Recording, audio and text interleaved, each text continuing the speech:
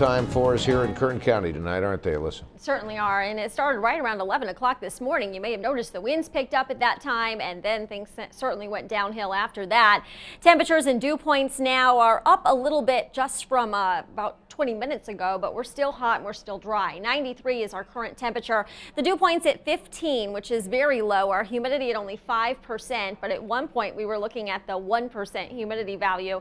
And winds are now up a little bit again out of the north and west at 14. The pressure's up as well at 30.04. Take a look at these temperatures, and we are running well above average by about 10 to 15 degrees. As a matter of fact, 92 in Delano, 90 in Taft. We're in the lower 70s in the mountains, 86 in Lake Isabella, 85 in Kernville, 77 in Mojave, and winds gusting out of the southeast today, creating all kinds of problems, from blowing dust to drying out the atmosphere enough where we now have that wildfire danger, and that's going to continue throughout tonight and into tomorrow. Gusts up to 20 currently near Kernville, 22 out by Tehachapi, 20 in the desert in Mojave, and currently at about 15 to 20 here in the valley. As we take a look at these temperatures, we started out at 59 degrees, made it up to a whopping 95.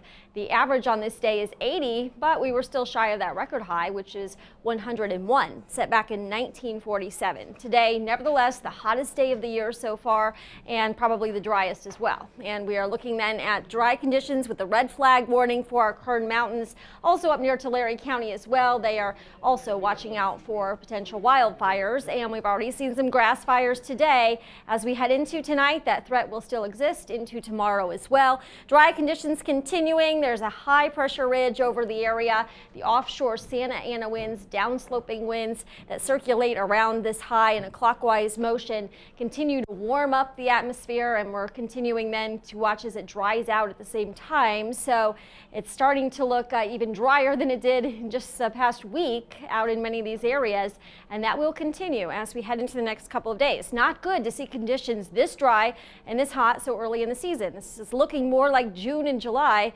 instead of early May. And we are watching as the air quality is deteriorating as well. Tomorrow, unhealthy for sensitive groups. And by the way, any area where we are seeing or smelling smoke here from these recent fires, well, of course, that's where we're seeing the worst particulate matter. So you want to make sure that you stay inside, especially if you have asthma issues or allergy problems. Meanwhile, temperatures in the lower 90s here now as we head into the rest of this week. I have bumped up those highs a little bit. Mid 70s next week, though. Relief on the way beginning Sunday, and a slight chance of showers too Monday and Tuesday. Mid 70s here the next couple of days, lower 60s by early next week in the mountains, and a couple of hot days here in the Kern River Valley in the upper 80s, and then back into the 70s by next week. So we do have some changes on the way, but we have to stay tuned a couple more days. Tomorrow, we're not out of the woods just yet. Could be another bad one.